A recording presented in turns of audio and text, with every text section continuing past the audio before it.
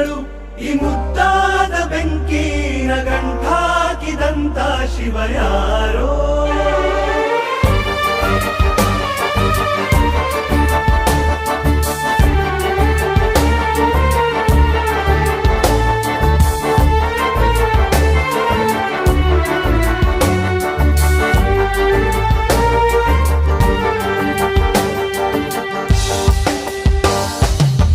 ರೆಪ್ಪೆಯಲ್ಲೇ ಸರಸ ಸದಾ ಕಾಲ ಸಂಮೋಹಗೊಳಿಸುವ ಹುಡುಗಿ.